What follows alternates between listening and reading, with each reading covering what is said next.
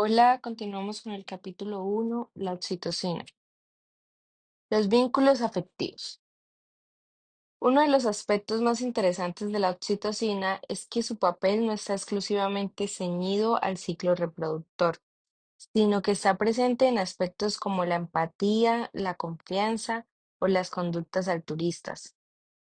Por tanto, esta hormona no solo es fundamental para traer niños al mundo y alimentarlos en sus primeros meses, sino que es una sustancia vital en las relaciones humanas, en la pareja, en la sociedad o en el trabajo. Una vez agregada la oxitocina, circula por el torrente sanguíneo irrigando múltiples tejidos del organismo y produciendo como un efecto una sensación de calma y serenidad y una mayor empatía.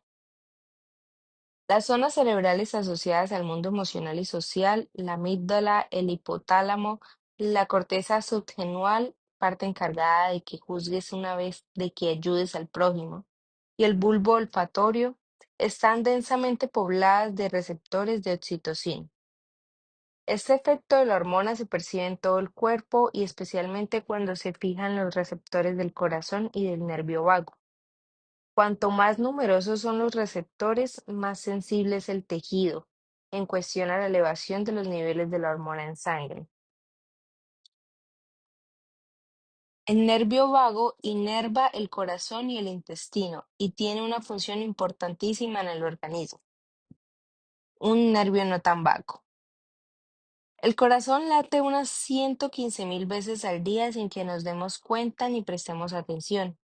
El hígado está en marcha, los riñones realizan su función desintoxicando la sangre, el intestino absorbe los nutrientes, los pulmones inspiran y expiran. El organismo está diseñado para funcionar sin que seamos conscientes de ello. ¿Quién está detrás de que todo funcione de manera armónica? El sistema nervioso autónomo es el responsable. Se encarga de controlar los pulmones, los bronquios, el corazón, los músculos involuntarios, el hígado, el estómago, los intestinos, el páncreas, los riñones, entre otros. El sistema nervioso autónomo tiene dos maneras de funcionar: a través del sistema nervioso simpático, que se pone en marcha en los momentos de amenaza y alerta gracias a nuestro conocido cortisol, y del sistema nervioso parasimpático, aquel que permite que nos relajemos para recuperar la fuerza, las defensas y el ánimo tras una etapa de mayor tensión o ansiedad. ¿Quién gestiona el sistema nervioso parasimpático? ¿Cuál director de operaciones, ya que comprende el 75% de las fibras parasimpáticas? Es el nervio vago.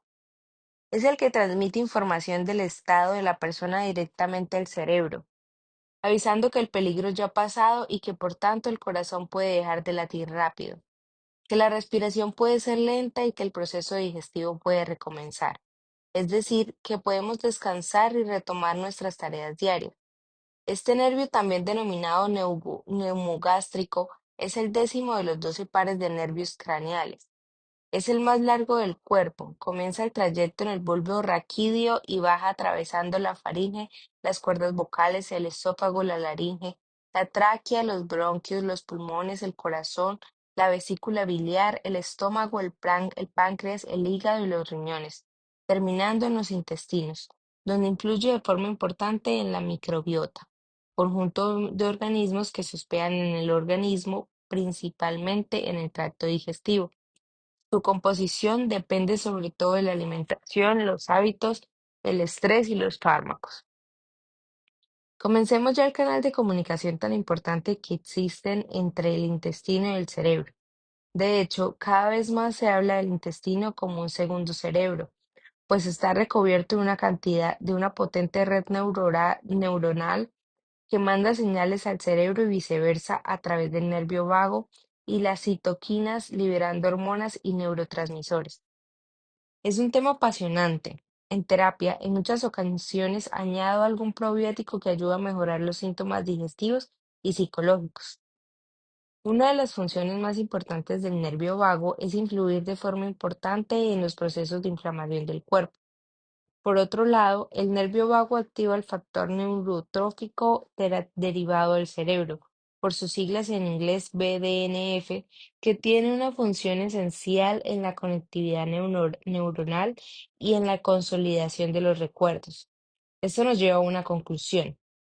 Si conseguimos cuidar la alimentación, si aprendemos a respirar y a gestionar el ritmo cardíaco, seremos capaces de controlar mejor nuestras emociones, pensamientos e intuiciones. Bueno, subrayaré eso porque lo considero interesante. El efecto de la oxitocina se percibe en el cuerpo, pero sobre todo ejerce un efecto muy importante cuando se une a los receptores del corazón y el nervio vago. Cuando estimulamos este último, estamos segregando oxitocina, así que la unión mente, cuerpo y comportamiento se va fortaleciendo. Pero, ¿qué sucede cuando aparece el temido estrés o un estado de supervivencia mantenido? Si mantenemos el cuerpo en estado de tensión de forma constante, corremos el riesgo de inflamarnos. Esa intoxicación de cortisol tan dañina altera el sistema inmune y debilita nuestra salud física y psicológica. El nervio vago también disminuye el grado de inflamación y mantiene el cuerpo en equilibrio, dominada homeostasis. Estimula además la liberación de otras sustancias como son la acetilcolina, el GABA y la norepinefrina. El neurotransmisor mediante el que se comunica este nervio es la acetilcolina, que tiene una función antiinflamatoria muy importante. Es una de las razones por las que el nervio vago dirige el sistema inflamatorio en el organismo. Hoy en día, su poder modular puede prevenir o aliviar muchos trastornos frecuentes, cuadros inflamatorios, migrañas, alergias o enfermedades cardiovasculares. Cuando este nervio no funciona correctamente, aparecen problemas para recuperar la calma y no tiene una mayor propensión a sufrir estrés y ansiedad, así como a desarrollar un cuadro inflamatorio. ¿Qué es un tono vagal bajo? Si el nervio vagal no funciona perfectamente, hablamos de un tono vagal bajo. Las personas que lo padecen tienden a vivir estresadas, con tensión y sin capacidad de relajarse con facilidad. Los síntomas que aparecen son problemas digestivos, desde dificultad para degluir hasta estreñimiento o gastroparesia, trastornos de estado de ánimo como la ansiedad y la depresión, trastornos autoinmunes, cuadros inflamatorios, diabetes, migrañas, obesidad, cambios en la presión arterial. Estudios recientes lo relacionan con la enfermedad de Alzheimer. Si conocemos y entendemos el funcionamiento del nervio vago, podremos ayudar al cuerpo a desconectar del mundo simpático, que es el modo alerta, para pasar a una fase de recuperación, y esto es algo que nos interesa a todos. Cuando el nervio vago funciona bien, tono vagal elevado, las personas tienden a tener más control de las situaciones de estrés, son capaces de relajarse con mayor facilidad y logran tener más relaciones cercanas y positivas. ¿Cómo modular el nervio de la compasión? Uno de los mecanismos para que el nervio vago funcione de la mejor manera posible radica en la respiración. Cuando el organismo se encuentra en un estado de amenaza, hiperventila como primer mecanismo para introducir oxígeno en los pulmones. El problema surge cuando estas respiraciones son cortas y aceleradas, respiración torácica rápida y superficial, ya que se introduce más oxígeno del que precisamos y surge un mareo, la sensación de ahogo y la visión borrosa. Por ejemplo, ser capaces de realizar una respiración controlada y consciente, la respiración diafragmática lenta, favorece la relajación muscular, la movilización de otros músculos accesorios de la respiración y la activación del nervio vago. Pero no solo la respiración estimula el nervio vago, también lo hace el agua fría. Refrescarse las manos, la cara o darse una buena ducha puede activarlo. Tras la ducha, permite que el agua fría impacte en tu cabeza y cuello. La primera reacción será de sobresalto, quizá incluso sea desagradable y probablemente varíe la forma en la que respiras. En ese instante, intenta realizar un ejercicio de respiración profundo y consciente. Cantar. La vibración de voz estimula el tronco del encéfalo por donde discurre el nervio vago. Reírse. Una reunión con amigos vitamina donde fluyen las carcajadas genera un bienestar fisiológico y emocional real. La postura al dormir. Acostarse del lado derecho fortalece el tono del nervio vago. pues permite que las vías aéreas estén más libres para la salida y entrada de aire, pudiendo controlar mejor la respiración. La meditación o la oración. Ser capaces de desconectar del estrés para conectar con lo esencial e invisible nos ayuda a vivir en calma y paz interior. Algunos probióticos han demostrado ser útiles en ciertas alteraciones, como puede ser la Lactobacillus rhamnosus, la ingesta del componente DHA del omega 3. La reflexología puede disminuir la activación simpática modulando el nervio vago. En pacientes con enfermedades cardiovasculares se ha visto que puede reducir la presión arterial. Cada vez más estudios apuntan a que la acupuntura también aumenta el tono vagal y ayuda a bloquear una situación de tensión elevada. La terapia de presión de tacto profundo del cráneo resulta de gran eficacia en personas con estados de alerta. Recuerda a un paciente que mantenía un estado de hipervigilancia constante, tanto físico como psicológico, después de sufrir un accidente. Esto le había transformado a una persona irritable y susceptible. Realizamos un tratamiento completo y le derivé a un fisioterapeuta de mi confianza, especialista en el tema, Raúl. A las pocas semanas notamos un cambio sustancial en el paciente. Cada persona es un mundo, pero siempre insisto en la importancia de unir en toda terapia mente y cuerpo. Esto puede resultar muy beneficioso para el que sufre. Si existe un trastorno del que se tiene certeza que está relacionado con un tono vagal bajo, se puede emplear la ENB, la estimulación del nervio vago, a través de la cual se activan las fibras nerviosas de este nervio para mejorar el funcionamiento. Encontrar personas vitamina creo que poseen un tono vagal alto y que son capaces de regular nuestro estado de alerta. Quizá por ello también se le denomina el nervio de la compasión, ya que se activa cuando se encuentra en conexión y sincronía con las personas vitamina. 3. La empatía, una herramienta vitamina. Un signo bioquímico. La empatía es una calidad humana maravillosa. Supone la capacidad de ponerse en el lugar del otro y conectar con él y con sus emociones. Cuando uno se topa con alguien que sufre y siente empatía hacia esa persona, el cerebro segrega oxitocina de forma natural, activándose el sentimiento de generosidad. Eso explica esa sensación que tenemos cuando vemos a alguien sufrir. ¿Cómo me gustaría ayudarle? De manera inconsciente sentimos esa necesidad, lo que no deja de ser profundamente bello. El organismo libera oxitocina cuando nos comportamos con generosidad y compasión. También se segrega en otros momentos, cuando alguien nos necesita y la mente lo percibe, o cuando el organismo detecta un entorno amable, relajado y confiado. En cambio, cuando divisa un entorno agresivo, de miedo e incertidumbre, se activa el famoso cortisol. La oxitocina es el signo bioquímico de la empatía. Ya vamos conociendo la misión de muchas hormonas. No pretendo que estas páginas se saturen tratando de entender la actividad endocrina, pero estas funciones pueden ayudarte a comprender mejor el comportamiento humano. Cortisol se activa en momentos de estrés. Dopamina, relacionada con el placer y el circuito de recompensa. Serotonina, relacionada con la felicidad, la libido y la sensación de bienestar. La liberación de oxitocina activa la secreción de serotonina y esto ayuda a que nos sintamos menos angustiados y en calma.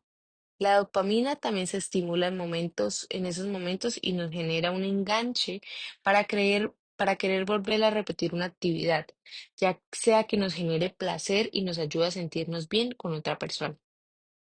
He analizado estos comportamientos en mi propia vida y quiero clarificarlo con algún ejemplo que me ha sucedido en alguna ocasión.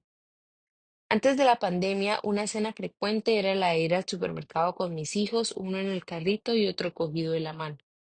Muchas veces voy más cargada de lo recomendable, pero no tengo en ese momento otra solución que forzar un poco el cuerpo para poder hacer recados acompañada de los niños.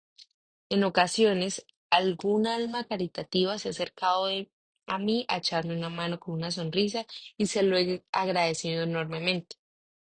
Tu mente al percibir mi situación complicada segrega oxitocina en su cuerpo y ello facilita que actúe de forma generosa conmigo.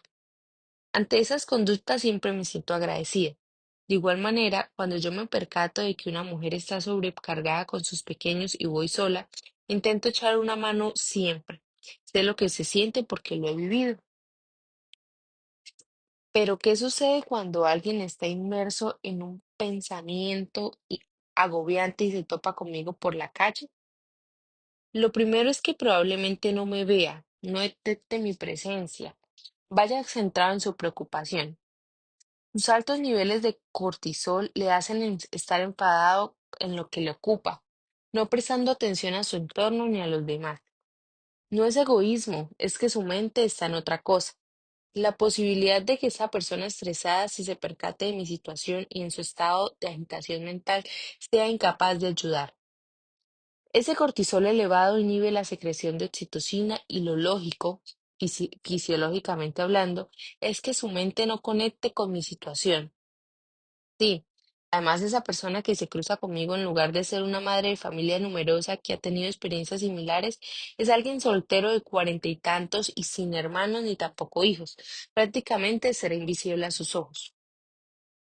Piensa en ti, en esas veces que estás estresado, inundado de preocupaciones y con la mente en estado de alerta. En esos momentos te cuesta mucho más conectar con los problemas y situaciones de los demás. Empatizas menos. Mucho cortisol, mucha angustia, poca oxitocina, poca confianza.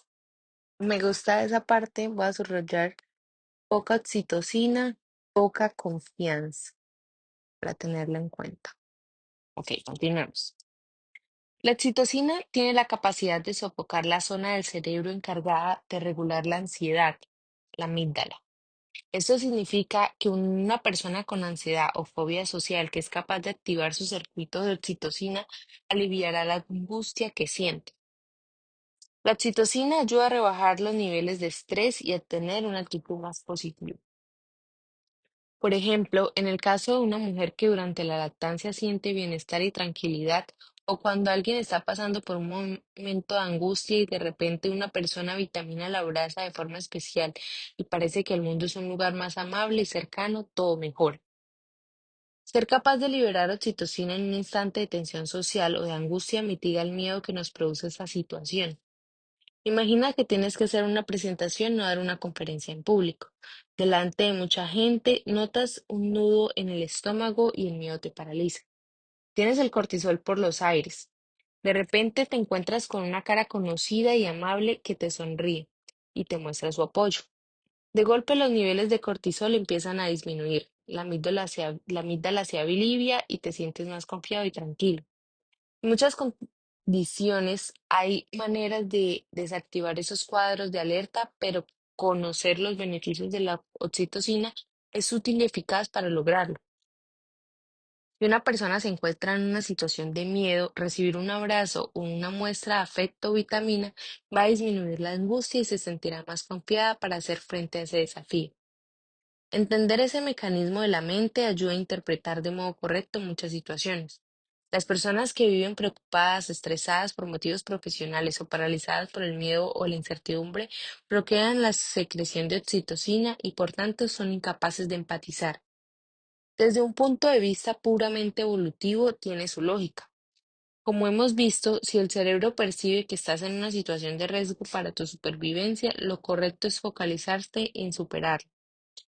Es en esta coyuntura dispersar tu atención y tus energías con los problemas emocionales de los otros es altamente ineficiente.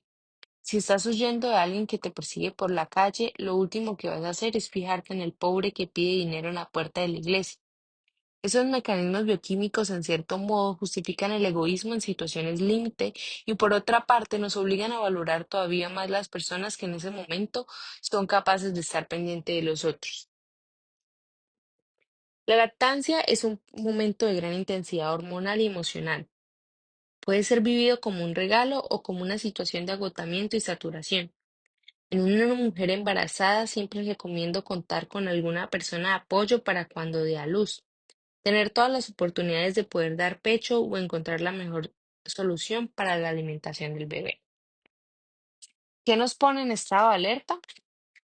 Gran parte de lo que nos preocupa y nos pone en estado de alerta y por tanto de lo que nos impide estar pendientes de nuestra familia, amigos o compañeros es digital o incluso puramente imaginario. Subrayaré eso. Que la imaginación, como decía Santa Teresa de Jesús, es la loca de la casa. Desembocada puede jugarnos malas pasadas y ocupar y bloquear la mente con preocupaciones irreales. ¿Y si me echan del trabajo? ¿Y si mi marido me es infiel? ¿Y si mi hijo me acaba en las drogas? ¿Y si no llego a fin de mes? Todo ello genera miedos e inseguridades y provoca gratuitamente altos niveles de cortisol. En las fases más difíciles de la vida, en las que vivimos angustiados por cuestiones personales, profesionales o de salud, somos inevitablemente menos generosos con los demás y nos cuesta más conectar con otras emociones que no son las nuestras.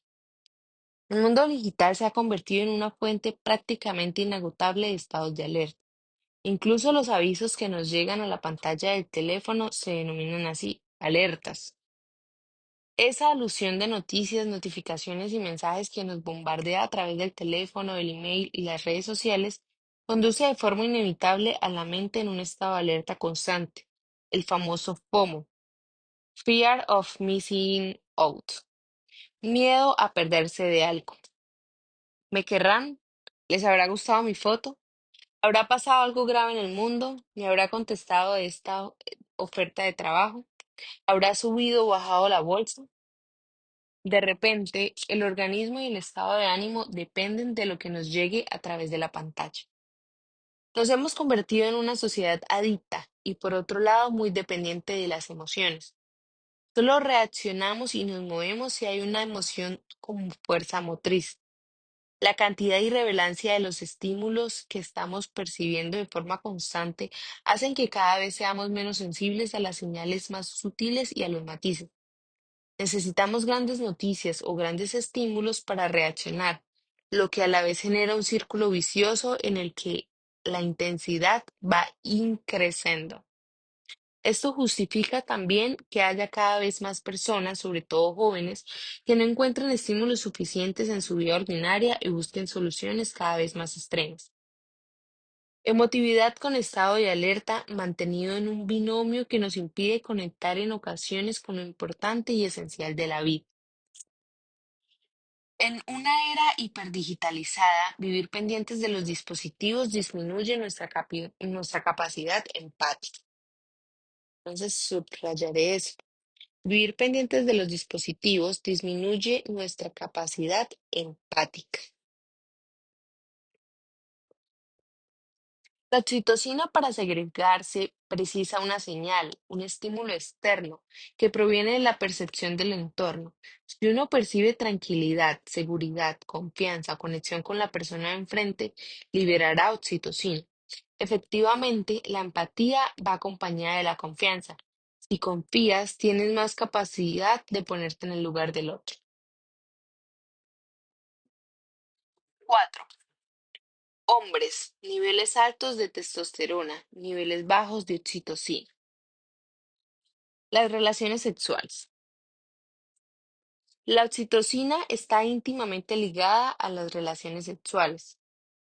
En el hombre se encarga de la erección del pene y de la eyaculación, y en la mujer potencia la excitación y a la vez que contrae el útero para acercarse los espermatozoides hasta las trompas de falopio y facilitar así una posible concepción. En esos momentos de máxima excitación durante el acto sexual, el organismo incrementa el número de glóbulos blancos en el torrente sanguíneo. Esos leucocitos están encargados de proteger al cuerpo contra los virus, las bacterias y los microorganismos dañinos. Al alcanzar el orgasmo, los niveles de oxitocina se multiplican por 5 en los hombres. En cambio, para que una mujer llegue al orgasmo, precisa unos niveles de oxitocina mucho más elevados, razón por la cual les cuesta más llegar a ese grado máximo de excitación y placer. Durante esos instantes de máximo goce, mediante los abrazos, el roce de las zonas erógenas, los masajes y la propicia relación sexual, Se activa el área de recompensa del cerebro mientras se segrega en el torrente sanguíneo grandes cantidades de oxitocina y dopamina. Estas dos hormonas trabajan conjunta y coordinadamente y son responsables de la sensación de placer, de la necesidad de tocarnos y de que se refuerce el lazo afectivo con el otro. En 2012, los científicos de la Universidad de Bar-Jan en Israel, en colaboración con la de Yale, descubrieron que durante la fase de enamoramiento y hasta 6 meses después, los sujetos poseen niveles más elevados de oxitocina. La oxitocina y la dopamina potencian el vínculo afectivo en una pareja. Una pareja que mantiene relaciones de forma continua consolida de esa manera el amor o cariño que se tiene.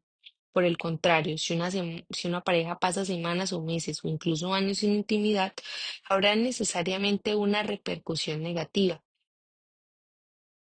no solo por la propia carencia de relaciones sexuales y la insatisfacción que esto supone, también porque hormonal y bioquímicamente se estará prescindiendo de un aliado fundamental en el equilibrio anímico y la sana relación de los cónyuges.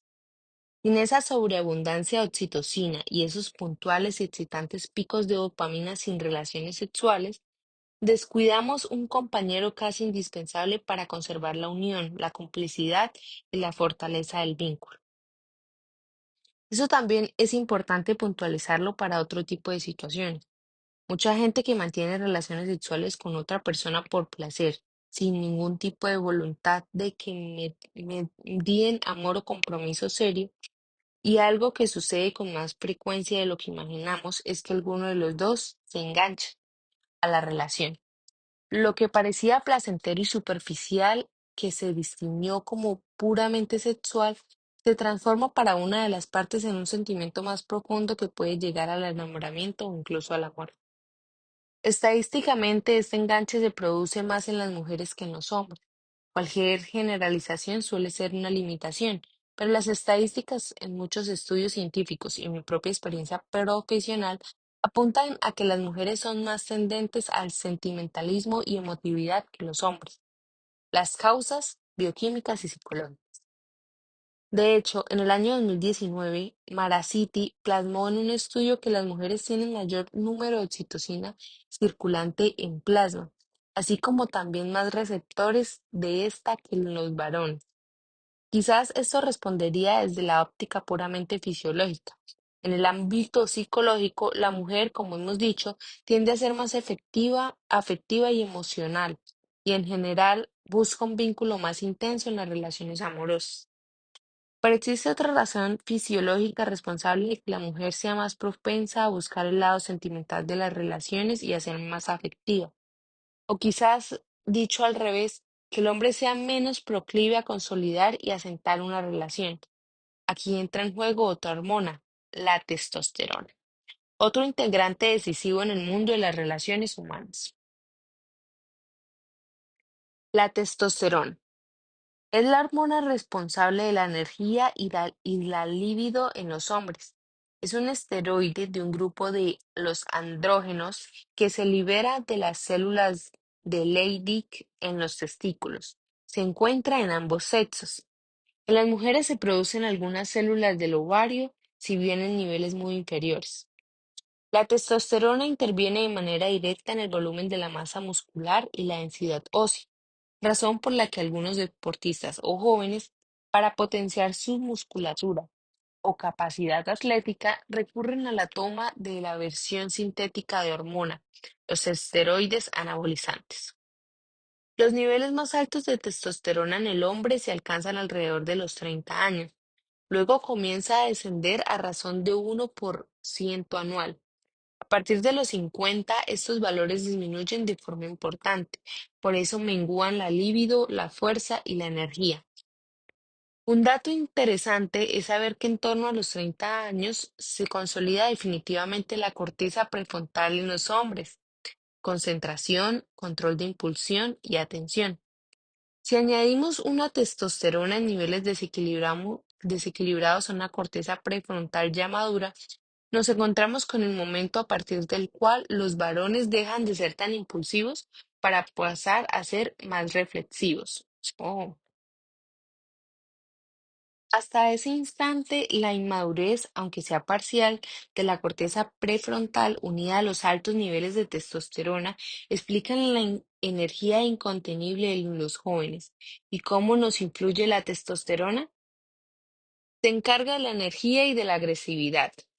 Es la base del desarrollo y la excitación sexual. Tan es así que en algunas mujeres durante la menopausia o con la libido baja se les receta parches de testosterona. Potencia la competitividad. Está relacionada con el hecho de asumir riesgos, lanzarse contra una amenaza o peligro o acudir a salvar a alguien con valentía. Tiene mucho que ver con el desarrollo muscular. Cuanto más ejercicio, más testosterona se produce. En los casos de los hombres con bajos niveles, realizar ejercicio puede ser ayuda. Activa y trabaja la zona más primitiva del cerebro, encargada de la supervivencia y el mantenimiento de la especie. Sobre la testosterona hay datos muy curiosos.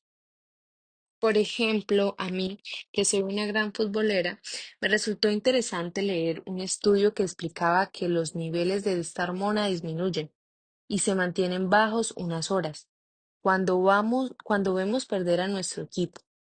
Sucede lo contrario cuando es nuestro equipo el que gana. Los altos niveles de testosterona y de dopamina que acompañan las victorias de selecciones nacionales explican pequeños baby booms locales o nacionales 9 meses después. La testosterona y la oxitocina tienen una relación opuesta. La primera inhibe la unión de la oxitocina con su receptor y por tanto disminuye su efecto. Es decir, cuanta más testosterona, menos oxitocina. La testosterona disminuye cuando los hombres se casan y comienzan a ser padres. Eso es una ventaja, en oxitocina, ya que ganan oxitocina y crecen en empatía con sus hijos. De hecho, un estudio publicado en junio del 2017 en la revista Psychoneuroendocrinology observó que los hombres casados tienen menores niveles de testosterona que los solteros. Al contrario, el divorcio provoca un correlativo aumento de los niveles. El caso de Santiago. Santiago era un maestro de la testosterona, impulsivo, energético, con la libido siempre alta, con ganas de discutir y pelear. Los niños pequeños me aburren, reconocía. Si tuviera hijos, solo me reaccionaría con ellos cuando pudiera acompañarme al fútbol. Así me lo transmitía siempre que nos veíamos. Hace un par de años tuvo gemelos. A los pocos meses comenzó la pandemia. Se confinó con su mujer y los niños y pensé que se vería sobrepasado por las circunstancias. Cuando nos volvimos a ver, sonriente, no dejó de enseñarme fotos y videos de sus pequeños mientras narraba anécdotas de los más tiernos. Santiago había tenido una inyección natural de oxitocina y esto le había transformado en un padre amoroso y cuidador. Esto es muy importante, ya que cuando se dan unos primogenitores con una relación sin capacidad empática con sus hijos, con un comportamiento agresivo, estos padres pueden criar niños con heridas emocionales. No está de moda ser emocional. Cuando los niveles de testosterona son muy altos, los hombres tienden a ser más agresivos e impulsivos y disminuyen la actitud de generosidad y empatía. La gente con poder y con puestos de responsabilidad suele caracterizarse por pisar fuerte y ser muy decidida. Este tipo de individuos, salvo excepciones, dedican menos tiempo a leer emocionalmente a las personas de sus equipos. De hecho, los estudios realizados sobre este tema han demostrado que quienes se les inyecta testosterona tienen menos capacidad de interpretar las emociones del entorno. Les cuesta ponerse en la piel del otro. Etiquetan y hacen generalizaciones al analizar el comportamiento ajeno sin profundizar de forma correcta en las emociones. Quiero aclarar un asunto. Hay un nivel de estrés bueno y de competitividad que es saludable y positivo para el rendimiento. Este estrés positivo activa el sistema de alerta, mejora el foco y la capacidad de prestar atención. Ahora bien, si se mantiene en el tiempo, es negativo y perjudica. He conocido a gente excepcional que a medida que ha ido creciendo en su puesto de responsabilidad o ha ganado mucho dinero, ha perdido su empatía. Recuerdo a un amigo de la época de la universidad que se fue a vivir a Estados Unidos, fue ascendido en su trabajo y el director general de la empresa le nombró adjunto. Acudía a reuniones con personas de alto poder adquisitivo, se rodeaba de cargos públicos, empresariales y económicos, cenaba en lugares caros y viajaba mucho. En una ocasión acudí en la ciudad donde vivía a un congreso de psiquiatría. Le avisé con semanas de antelación para poder vernos un rato.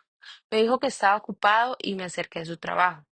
Me dedicó no más de 10 minutos en la puerta del edificio mientras contestaba mensajes. Le pregunté si tenía novia y con una sonrisa burlona me dijo, novia no, pero novias muchísimas. Ya no era el amigo que yo conocía, algo más le había sucedido. Me dio mucha pena porque fui consciente de que la amistad que teníamos se había perdido. Yo lo relacionaba con esa vida completamente irreal y ambiciosa en la que se había introducido. Semanas más tarde, pasé por un drama familiar, un tema muy delicado. En condiciones normales se habría interesado e incluso se habría ofrecido ayudar. Le avisé y tardó varios días en contestar. Pasaron los años y una mañana me llamó para decirme que su padre tenía una depresión grave. Desesperado me pedía ayuda. Renuncié a su trabajo y regresó a España para poder cuidarle. El primer día que le volví a ver, me encontré con alguien más parecido a mi amigo de toda la vida. Traté a su padre durante unos meses y se curó, pero lo más significativo fue la curación de mi amigo, que recuperó en parte su forma de ser. He podido hablar con él más tranquilamente sobre su etapa en Estados Unidos. Ahora con los conocimientos que tengo, soy consciente de que tuvo una subida de testosterona considerable al tener un puesto de responsabilidad donde mandaba mucho y se codeaba con gente importante con la consiguiente bajada de oxitocina, que ayudó a mi amigo toparse con el dolor. He repetido a lo largo de la vida que el sufrimiento puede tener un sentido.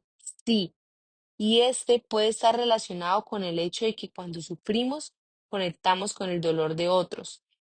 El sufrimiento transforma el corazón. Tras una etapa difícil con el dolor como protagonista, uno se acerca al alma de otras personas. Es capaz de empatizar mejor y entender mejor a los que le rodean. Hasta hace unos años, ser emocional se percibía como una debilidad. Hoy, con tanta feminización voluntaria o impuesta por la sociedad y de los puestos de responsabilidad, se está redescubriendo el enfoque más empático de la vida, del trabajo e incluso de la toma de decisiones. Las herramientas de la inteligencia emocional y de la empatía en el mundo laboral abren puertas y aportan la posibilidad de mejorar el rendimiento y la felicidad en el trabajo. Eso es muy cierto.